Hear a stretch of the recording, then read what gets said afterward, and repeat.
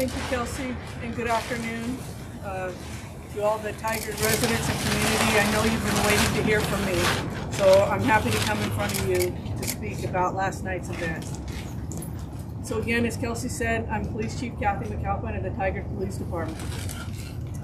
The events that took place last night have not only been unsettling to our community, they've been unsettling to the men and women who are the guardians of this community and have dedicated themselves to protecting and keeping the peace. These moments in time require investigations. They also require us to understand outrage and how that's expressed. We understand anger. We understand frustration. We cannot accept random property damage and threats of violence to be the form of that outcry for justice. Our first and most crucial duty is to protect the constitutional rights of all who live, work, and pass through our community. The rights to assemble, to move freely and express yourself in whatever lawful manner that takes. However, and let me make this very clear, the events of last night did not take place with that goal in mind. The police department has video and other evidence of significant crimes throughout the area of downtown corridor and to this city campus. Our local businesses, in particular, do not deserve this, regardless of the outrage of those involved that wanted to express this. The crimes that took place in Tigard last night will not be tolerated. We've made one arrest. However, in consultation with the district attorney's office, we intend to pursue additional charges for several subjects, hopefully next week. We have and will continue to hold those involved in this incident last night accountable. We're asking the community who may have video or other evidence of any crime being committed or evidence of destruction after the fact to report it to us.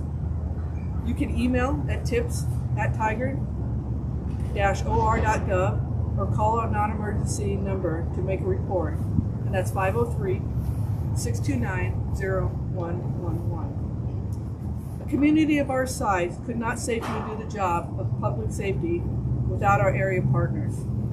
When we needed their help to contend to what appeared to be an overwhelming adversaries focused on random acts of crime, they stood alongside us. This list is long, and I intend to thank them personally. We simply could not have done it without all of their assistance. And as Kelsey said, I know you have questions, and I'll try and answer them. That's the end of my prepared one, so I'm willing to take some questions.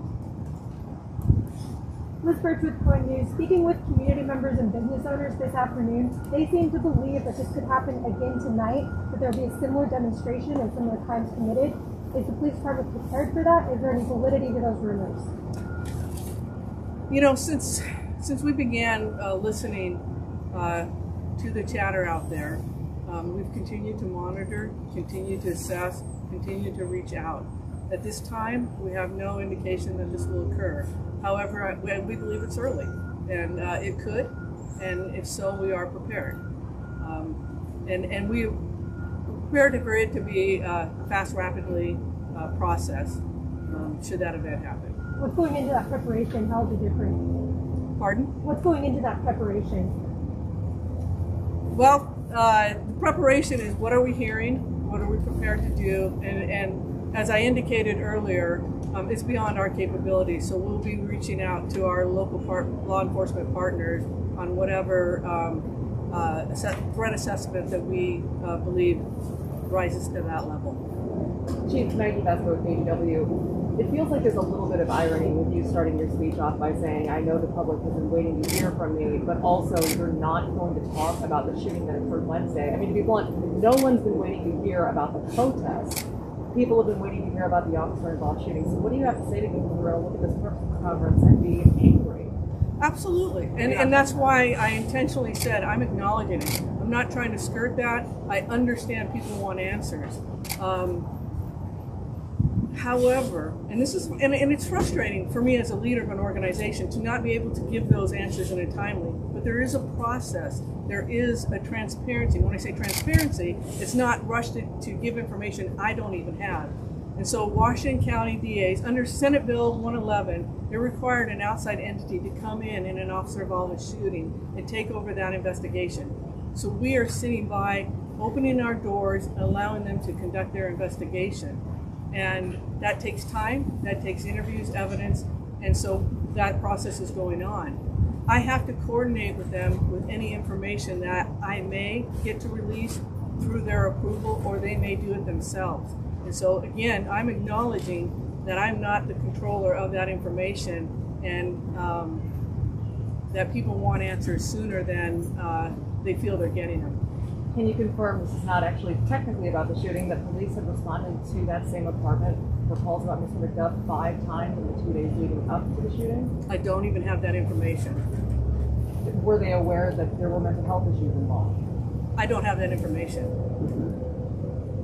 They'll do the interview, they'll look at the history, they'll look at what the officers knew at the time, may have.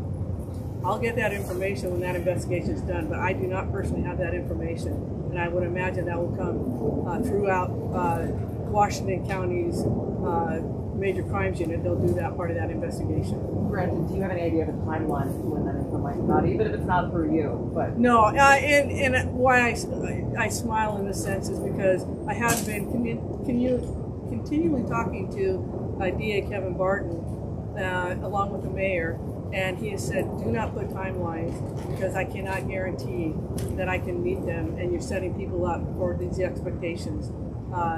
And he knows the community's interest in this. He knows our interest in that I want to be transparent. And so when it is possible, he will either provide that information or allow me to share that when it becomes available. Anybody else? Yeah, Scott with Casey. If you knew that the protesters were planning to be in the area last night, why wasn't anything more done to stop their destructive vandalism?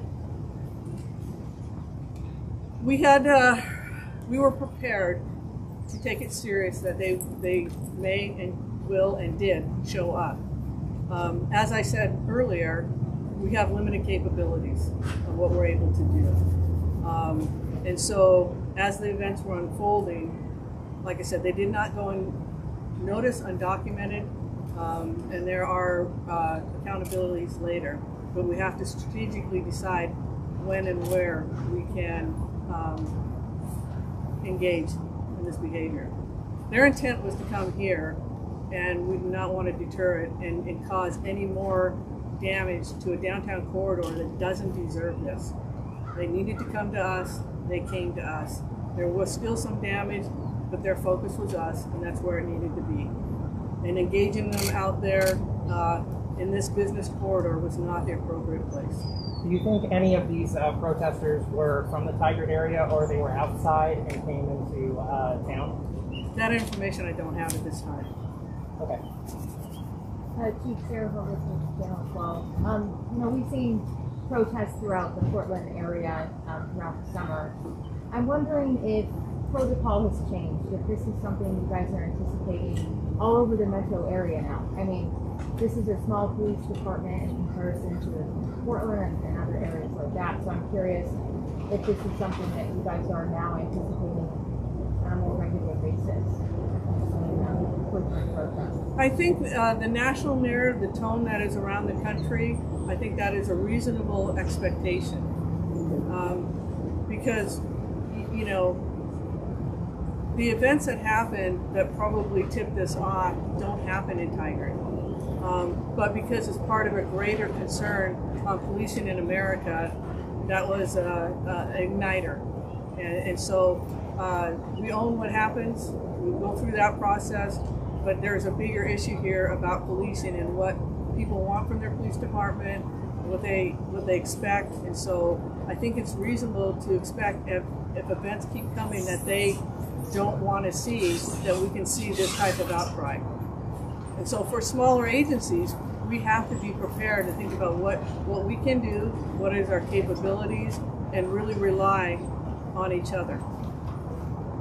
Chief, can you speak to how much of what's being done right now is standard protocol? For instance, the investigation going to the major crimes team with the county, is that standard? Is the officer's name not being released? Is that standard? Yes, it is. All of this is, again, without quoting Senate Bill 111, in Oregon, the laws that were put in place when there is an officer-involved shooting, right now that mandates the Washington County DA's office, and in this case, their investigative entity is the Washington County Major Crimes Task Force. They come in, they do the investigation. Again, it is very standard not to name the officers until they're ready to. Generally, it's after they're being interviewed. And so all of it is going along in standard protocol that's been outlined. It's also consistent with what I've experienced in Washington State. So this is pretty much in line with what you can expect. Have you spoken to Mr. McDuff's family? I have not. Has anybody reached out from the department to his family? No. Is that standard?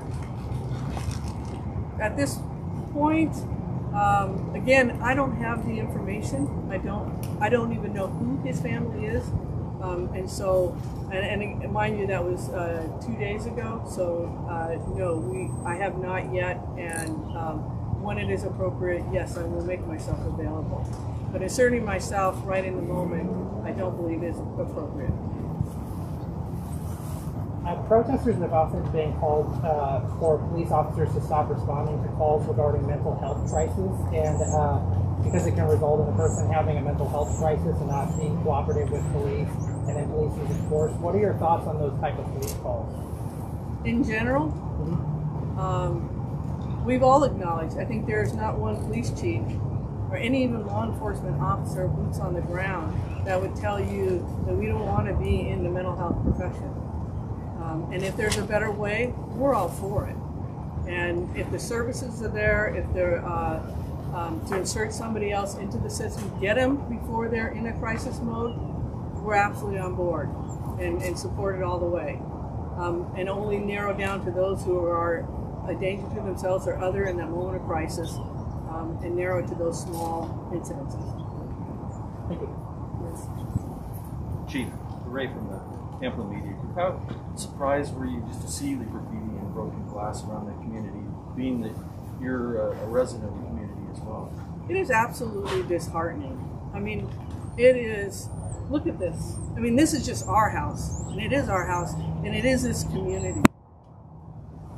But when you go out in that downtown corridor, those business owners have been affected by COVID, affected by wildfires. Their businesses are, if they haven't been shut down, they're hurting and holding by a thread. And to have this subjected to them when they did nothing, they did absolutely nothing, it had nothing to do with them, is disheartening. Just as a natural leader, you feel responsible because, and so my heart goes out to them. I've been communicating with them. We'll support them in any way that we can. But I am utterly disappointed, angry, and I don't think anybody here wants to stand for that. Thank you for asking. Sure. As far as the number of buildings that were had graffiti sprayed on, do we have a number? Ballpark? I mean, is it 10, 20? No, and I think as we continue to walk around more and hear more, there may be more. So I haven't had a number. I have gone down there. I have driven by. I have had an opportunity to talk to just a few. What is set up after this is hopefully a conference call with the business owners so that, one, they can ask me questions. I can inform them of what would happen, what is our approach. So I do want to acknowledge and make myself available to the downtown business area. If that's it, then I will turn it back over to Kelsey. Thank you. Just a couple of things I would add based on the questions you were asking. We do hope to be able to release the name of the officer involved once we get that approval from the Major Crimes Team and the DA's office. That could happen this weekend. Also, as far as the number of businesses downtown, in driving through that area last night, I can say probably easily 10 plus, perhaps 20 were vandalized. Main Street is not far from here. It's a mile or so from this department. If you go down that area, you will just see building after building after building, business after business with graffiti and some broken windows. We did also send out a sort of a reverse 911 message to business leaders in the community and residents in this area last night once we developed information about this protest and what we might see throughout the evening, so that they could take appropriate action. And as many of you know, some of them chose to board up their windows preemptively ahead of what unfolded last night.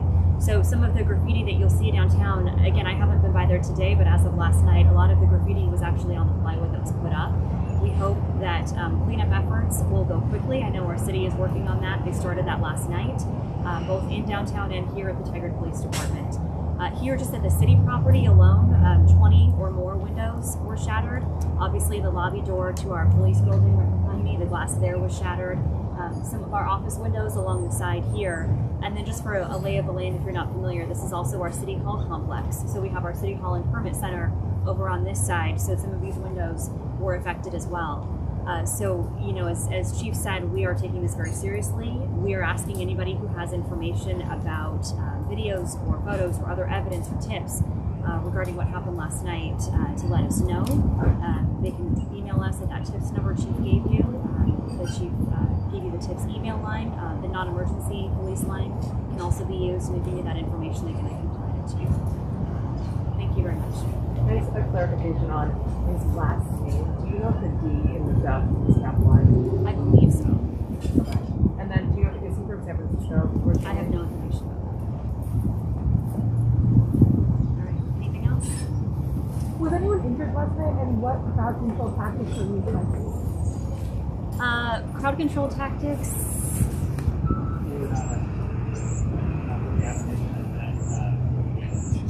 Okay, yeah, we had given the admonition that an unlawful assembly was declared.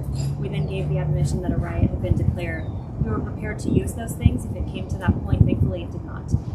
As far as we are aware, Jamie, correct me if I'm wrong. I'm not aware of any injuries that happened last night. None to any officers. None that we're aware of anyone else. So presence was all that was required by law enforcement.